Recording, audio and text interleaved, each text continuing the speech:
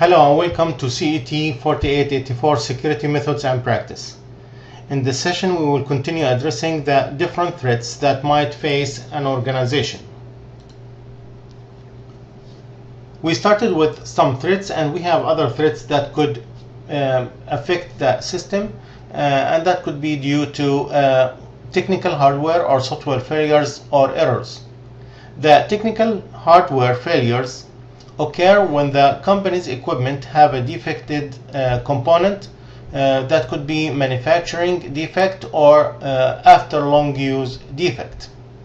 These defects can cause the system to perform poorly and not as expected, which will result as unreliable service or lack of availability. Some errors are unrecoverable and can lead to loss of the equipment. On the other hand, few errors could be intermittent, although might cause a problem, but very hard to repeat for troubleshooting or replicate for fixing. Technical software failures are more common than hardware failures. In many cases, the organization will purchase information system software or database management system or software that might have glitches or easy to breach. Although the software company tested the software before being sold to the organization, the software might have hidden faults that was not tested by the developers.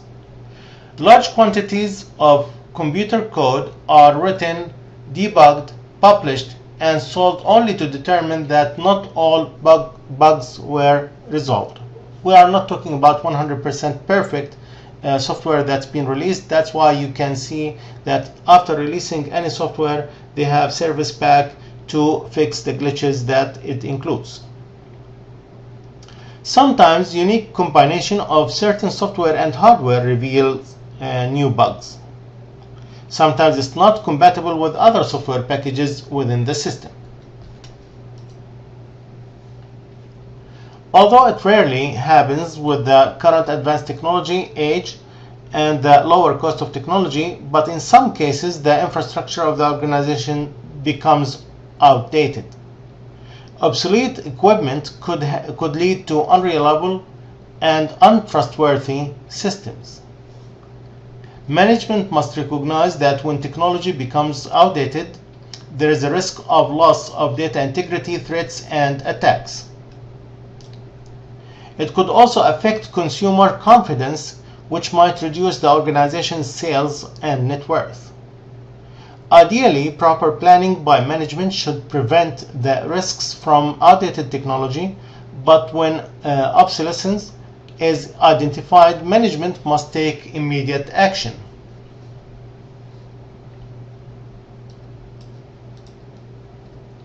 An attack is the deliberate act that exploits vulnerability. It's accomplished by threat agent to damage or steal an organization's software or information or physical asset. When we say exploit, means a technique to compromise a system, and the vulnerability is identified as weakness of a control system whose controls are not present or no longer effective. So the attack uses the exploit as a technique to compromise system vulnerability. The different types of attacks are the list that we have here in this slide, and we are going to go through each one of them separately. So first we have the malicious code, which is an attack that includes the execution of viruses, worms, Trojan horses, and active web scripts with the intent to destroy or steal information. For example, the state-of-the-art in attacking system in 2002 using the multi-vector worm. These attack programs used up to 6 known attack vectors to exploit a variety of vulnerabilities in commonly found information system devices. The second one is hoaxes. And hoaxes is transmission of virus hoax with real virus attached, and the real virus is more devious form of attack, and it's very hard to detect. The backdoors is using a known or previously unknown and newly discovered access mechanism for the attacker to gain access to a system or network resource. The password crack, it's attempting to reverse a coded password or crypted password, decrypt it and know the actual password. And that can be done easier if the password is not strong enough or doesn't have proper uppercase, lowercase numbers.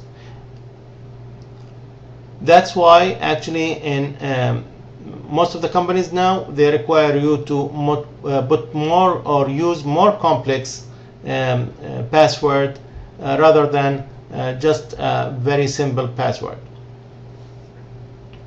The other attack is called brute force, and that attack is the application of computing and network resource to try to every possible combination of options of a password.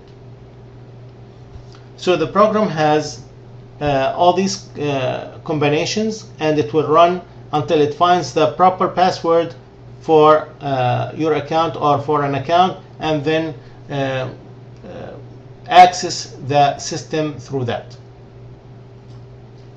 Another attack is called the dictionary, and the dictionary is a password attack that narrows the field by selecting specific accounts to attack, and then uses a list of commonly used passwords in the dictionary to guess the one that will provide access to the system. The spam is the unsolicited commercial email. While many consider spam is like a nuisance rather than attack, it's emerging as a vector for some attacks.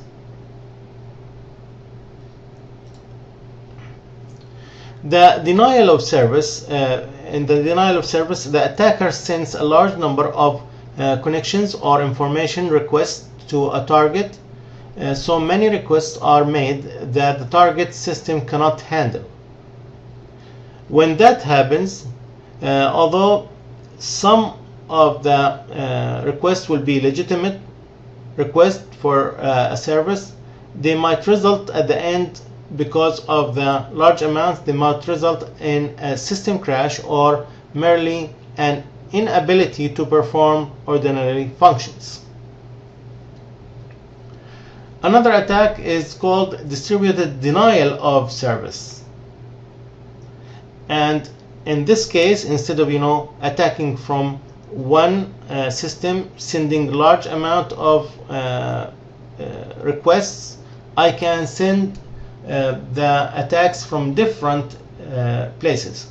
So the distributed denial of service is an attack in which a coordinated stream of requests is launched against a target from many locations at the same time.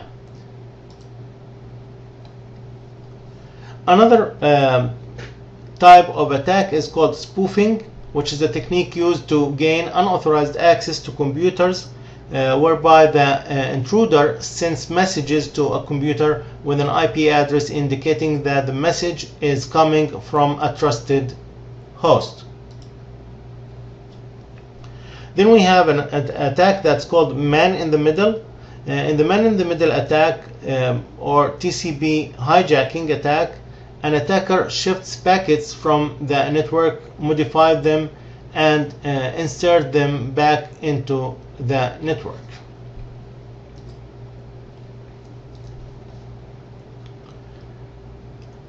More attacks to address the mail bombing attack, which is another form of email attack that is also could be considered a denial of service, in which an attacker routes large quantities of email to the target.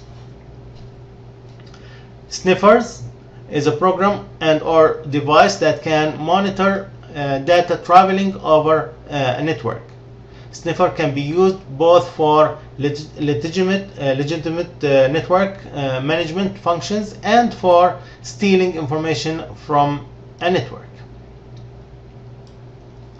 Phishing, and phishing here with the PH, is an attempt to gain personal or financial information from an individual, usually by posing as a legitimate entity. Most of these attempts will be through email messages, posing as a bank, including even the logo of that bank.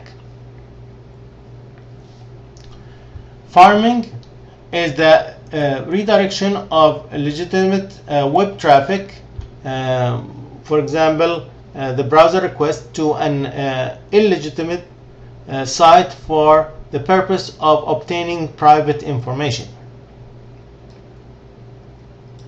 Social engineering within the context of information security, the process of using social skills to convince people to reveal access, credentials, or other valuable information to the attacker.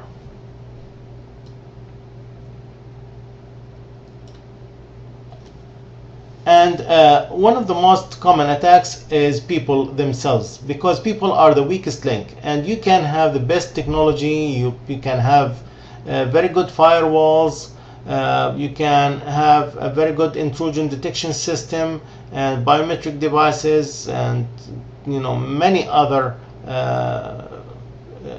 tools that you can use to protect the system, but somebody can call an employee and get all the information that they need. Somebody can ask an employee and get the information that they need.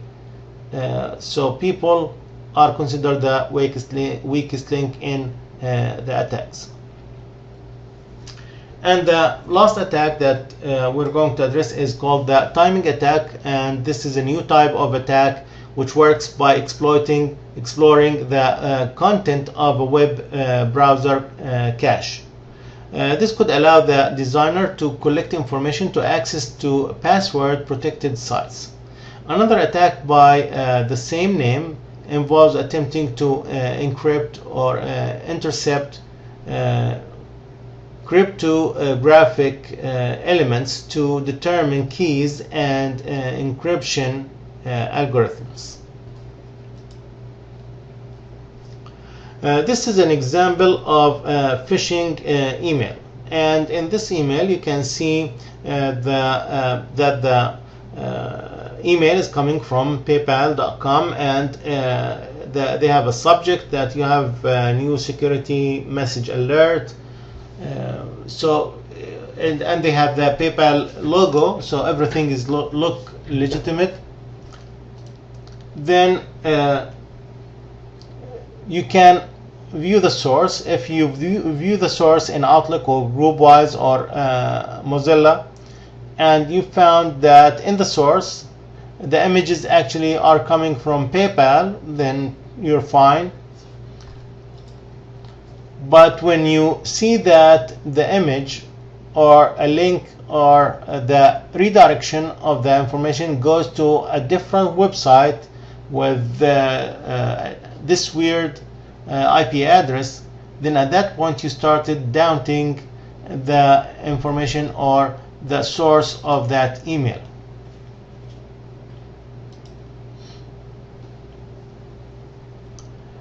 Many of the security issues are caused by software elements of the system. To ensure that the software has minimum security problems, we have to use the system development lifecycle methodology. This methodology will include the proper procedures needed to create a more secure software. The software development approach is known as software assurance. There is a national effort to create common body of knowledge that will serve as guidelines to developing secure software applications. This effort is being led by the U.S. Department of Defense and the Department of Homeland Security. For more information, click on the link provided here. You can click on that link, or you can just copy paste it in your browser or search engine, and you will find more information from the Department of Homeland Security about the body of knowledge.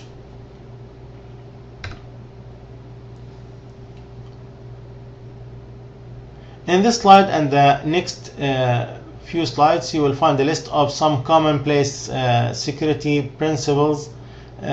You can read them yourself. I don't need to just read them for you. It's straightforward. So you can just read these slides and you will see the security principles that they use.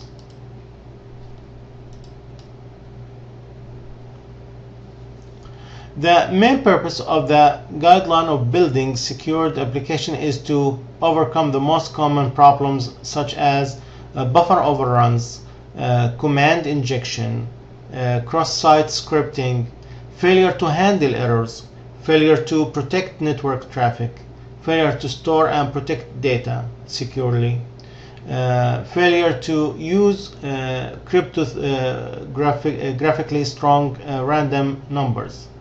And more are listed in the next slide or 2 slides. Also, those are problems that you can read and see by yourself, the different problems that software development might face.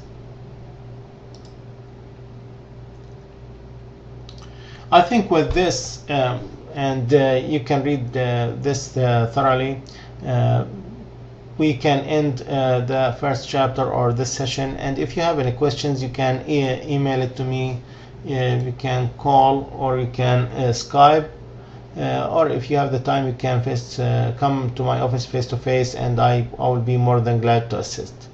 That will be all for this session. Thank you and have a great day.